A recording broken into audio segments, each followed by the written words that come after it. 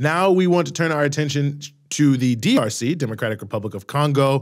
Lots of people, of course, have started talking more about the Congo, thankfully, in conjunction with what we've seen in Palestine, or telling people, since they're talking about Palestine, they should also be talking about Congo. That's been the rise in interest. So we are very, very honored to be joined here on the show once again by Kambale Musavuli, who's an analyst with the Center for Research on the Congo-Kinshasa. Kambale, as always, thanks so much for being with us, man. Thank you for continuing to cover the situation in the Congo. Well, I just want to start by asking you, I mean, obviously a large number of people have been saying, hey, Palestine, definitely good to focus on Palestine, but don't forget what's happening in Congo. I'm curious, just as someone who's been working on this issue for a long time, how does it feel to have this increased interest? And do you feel that there is sort of a twinning of the issue, that they do go together in terms of how we should be having our discussions about them? I mean, it's a good thing for people to worry about the situation in the Congo. My only worry around it has been to compare it to Palestine for two reasons. One, I do know that Palestinians have always been in solidarity with the Congolese. I myself have worked with Palestinians on the situation in the Congo, specifically the student at Berzit University. They've organized Congo Week in the middle of the occupation, in the oppression that they're facing by the Israeli forces. They are still speaking up about the situation in the Congo. And I've worked with Palestinians also in New York City while I was there. They organized Occupy Peter Grossman's lawn. Peter Grossman is an American businessman who has a hedge fund, which is actually a virtual fund. And he was trying to collect a penny on a dollar on a loan that he purchased from Yugoslavia. No, of course, Yugoslavia as a state does not exist anymore. But he was trying to collect, I think he bought the debt for about $3 million. So he was trying to get about $100 million from it. Palestinians organized a protest in front of his house in Fort Greene, right in Brooklyn, right? So I've seen that happen. So but also it's important, as we discuss, the interest is to actually understand that the same oppression that's happening in Palestine has also some roots in the DRC. So if we look at, for example, the Israeli billionaire, Dan Gertler, who's made his billions of exploiting the Congolese people, some of the money that is made out of DRC has been used to build settlements in the occupied territories of Palestine. Most people don't even know that, right? His lawyers who represented him to put pressure on the Biden administration to remove U.S. sanctions on him, that lawyer, I think his name is Alan, I forgot how to mention his last name, is the same lawyer who defended Donald Trump during the impeachment, right? And I can go on and on in speaking about the same oppression, but what I've noticed that's being lost in the discussion when I'm comparing Prime Minister Netanyahu to Rwandan President Paul Kagame. These two politicians, right, are committing crimes, war crimes, crimes against humanity, and genocide, and no one is holding them accountable, right?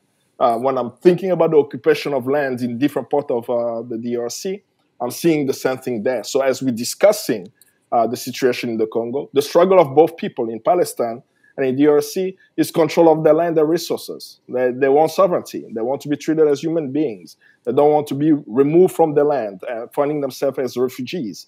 Palestinians have been displaced for 75 years. DRC, according to the latest number last month, coming from the UN and the World Food Program, is that we have 7.9 million Congolese who've been displaced in the conflict in DRC. So the roots of the conflict may seem different, but in the end, the resistance of both people are the same, and we should support the Congolese people in the struggle for regaining sovereignty of the land, the same as we support the Palestinian people as well.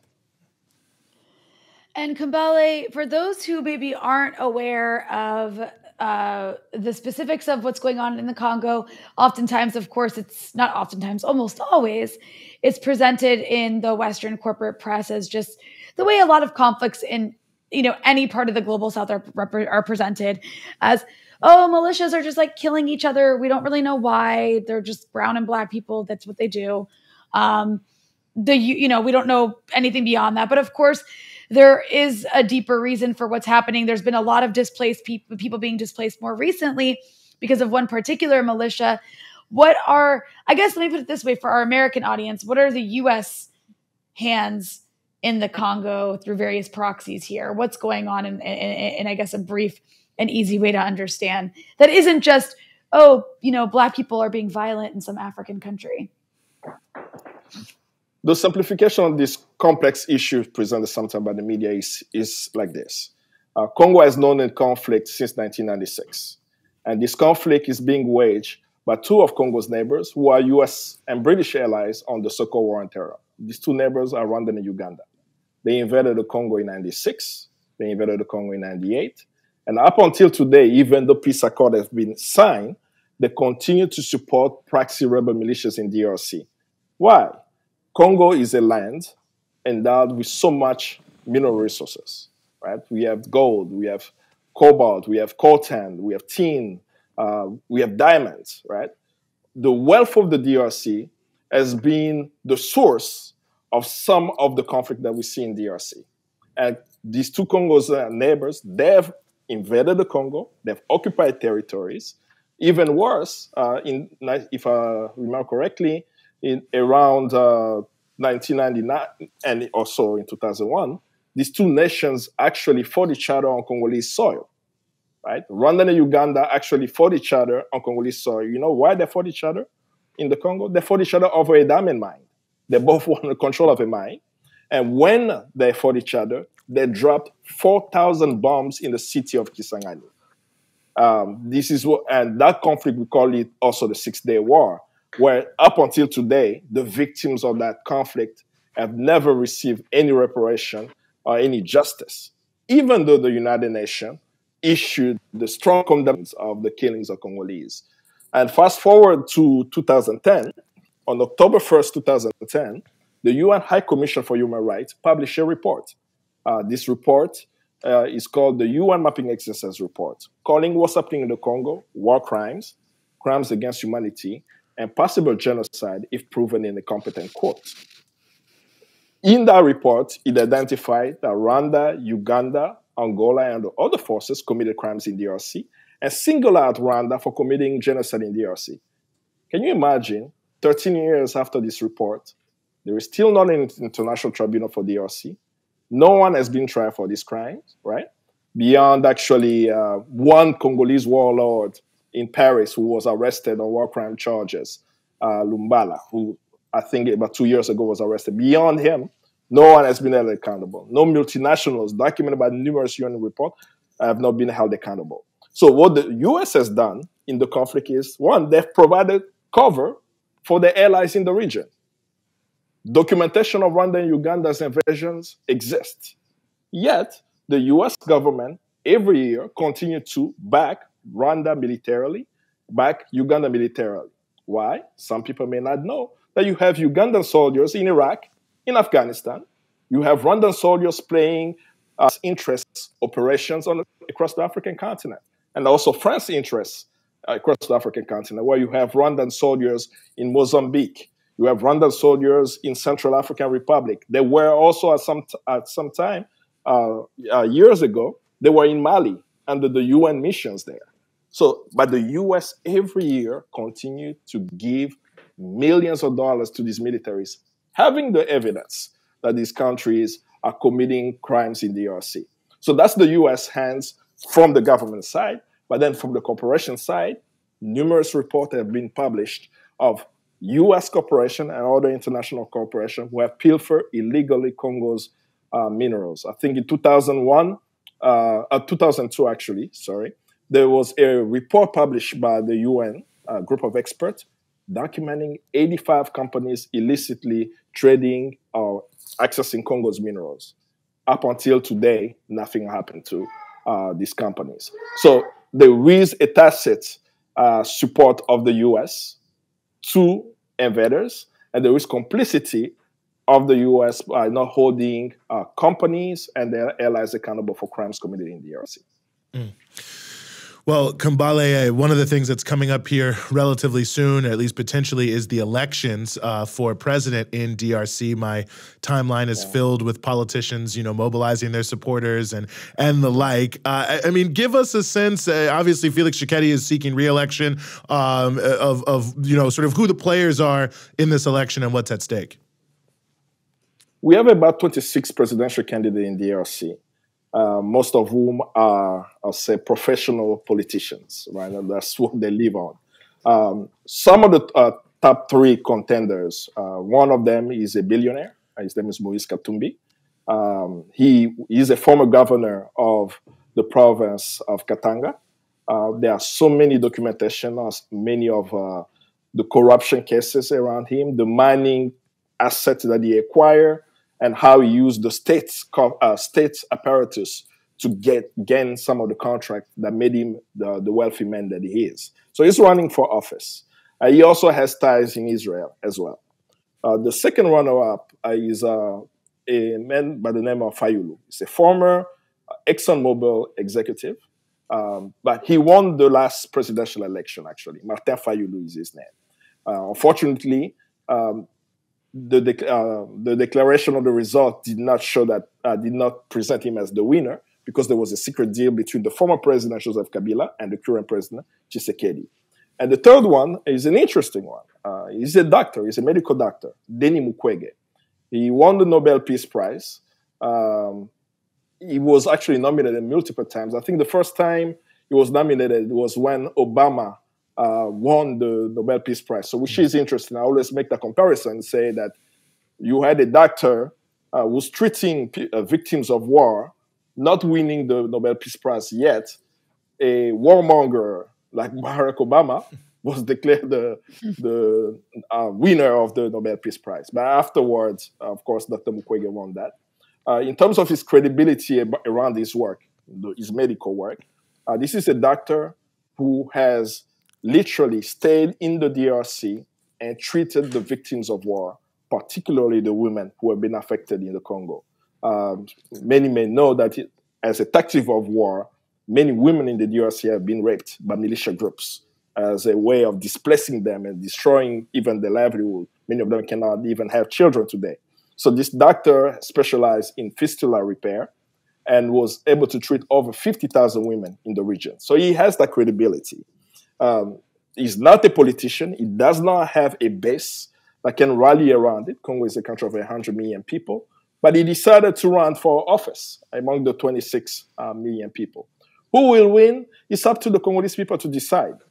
But when you look at the process of the electoral process of what is actually happening now, every indication shows us that the elections will be rigged. Why am I saying that? We are going to election, and we don't even know how many people have registered to vote. So the numbers can be faked. We do not even know the polling stations, right? And we are 20 days to the election. Congo is a country the size of Western Europe, and they expect us to believe that going to the elections, we will change. But what I'm saying, regardless of what the government will do, what the politicians will do, there is a wave across the African continent. We've seen it in Sierra Leone, right? Just a week ago, there was an attempted coup. Why is there an attempted coup in Sierra Leone? In Gabon, the same thing. And as you start looking at Niger, Mali, Burkina Faso, you are noticing that the African peoples are tired of bourgeois politics. They are tired of the lies of the politicians, and they are seeking alternative. I will not be surprised after the elections or during the electoral process on December 20th, if the result does not reflect the will of the Congolese people, there may be a coup d'etat in the DRC, or even worse, the country could descend into war. But I'm still confident. The Congolese people, since 1960 to present, have shown that they are willing to put their lives on the line, their feet on the street to transform the country. There is an opportunity for the regime to do the right thing. Indication shows that they will not do it, so they will have to face the brunt of the will of the people and what they'll decide to do on December 20th, 2023. It's interesting you're talking about elections. I did see that the EU had canceled its election observation mission in the Democratic Republic of Congo due to what they call technical issues related to security. And perhaps that is the case. I'm not sure if you have anything you want to add about that. But you did mention some other African countries that recently have had popular coups, I guess we can call them. And I had you on my show, Dispatches Kambale, to talk about that a few months ago. And I'm just curious, obviously so much of the world's attention has shifted in the last, I guess, 2 months to the situation in Gaza and Israel's ongoing genocide. It's easy to forget the world before October 7th. There was this, these massive, these coups and these popular movements and uprisings across West Africa mostly. And you and I had talked about how there was momentum moving across the continent. And I'm just curious, very briefly, if perhaps we are a bit distracted by what's happening in Gaza. Is that momentum still taking place? We're not hearing as much about it. And, obviously this goes beyond West Africa or Congo or just any specific African country. But yeah, your thoughts on the fact that we were seeing a trend take place. And you just mentioned a potential coup that we could see take place in Congo if people continue to feel as though they're not having their voices heard in representation. So for the European Union, they sent 40 observers about 2 weeks ago. And when they arrived, there is a process when you're an electoral observer of what you have to check to make sure that it makes sense. Some of the two things that I mentioned, there is a whole list of things that show that there is a problem with the electoral process. But the two things that I mentioned, those are the most daring. Imagine that we are going into elections, we actually do not know who registered to vote, right? So if there are 20 million Congolese who registered to vote and results are published, then we can actually assess if the results are true or not. But we don't even have that number. The electoral cards of people who actually went to register to vote and got their electoral card, it's made in a way where their face disappear. Most of the people who have electoral cards do not have their faces on it anymore, because he has faded. This is not a defect of the machine. This is intentional, right? To actually print ID cards where the face of the voters are gone. So I think the European Union decided to not participate. I'm not really worrying about what the European Union is going to do in the DRC. I'm much more concerned about what other African countries are doing, or even the African Union are doing. Because the last election, 3 African countries affected our election. That was Egypt, Kenya, and South Africa. These 3 countries were part of the secret deal between the former president, Kabila, and Felix Tshisekedi, so that he could rule and not actually go after Joseph Kabila, the former president of the DRC. So that was actually an African affair affecting the elections. So coming to now, I'm worrying more about will the African Union, or African people, actually engage in shining light on the issues, because that's what will make a difference. So now moving forward to the wave of change, right? It hasn't died down. A week ago, there was an attempted coup, right? We are in a time in Africa where the people of Africa, where the people of Africa are saying they are tired of the current regime process that they call democracy. And this democracy do not represent the popular democracy where the people have a say, right? Where we have the compradors of our countries making deals for their benefits and those who are around them, while the vast majority of the people are suffering. And in West Africa, most of the progressive forces were successful at educating the masses beyond the compradors. They were able to educate them about franc CFA, the currency. He's saying that how can we be in West Africa with a currency controlled by France? That's imperialism. Yes, we have our compradors, but that's tied to that. They were able to educate the population around foreign military presence in West Africa. How can we have French military bases all across West Africa, and we don't have a military base in France? And through that education, most of the people from young to old in West Africa became very clear. But when I saw the coup in Gabon, which is what I call a palace coup, where the military took control. That coup took place right after a rigged election. Ali Bongo, who organized an election that was completely rigged, right, played with fire. Well, the people were ready to transform, but the military took the time to take control of the state. So now when I'm looking at the Congo, I'm seeing every indication that we are going to have a crisis. The people of the Congo since 1962 now, all they are asking for, I could even say since 1885. Since 1885, the Congolese people have been in the pursuit of choosing their own leaders, of deciding for their destiny. Yet, what they keep finding since that time to now is outside interference, compromised collaboration with the region, and imposition of decisions that don't reflect the people. In the Congo today, I just say 7.9 million people have been displaced in DRC. Over 6 million people have died. There is no peace, there is no justice, and we are going through an election that we know is going to be rigged. So there will be popular uprising. In the end, it will be now a challenge of finding out, will the result of the popular uprising bring about fundamental change? That can only be seen through the experience of the people themselves during that time. We don't know how we will end up. But what we know, there is a crisis. But I'm still confident.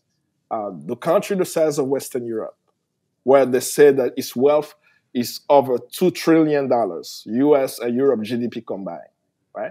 That it is in turmoil today because they want Africa not to develop.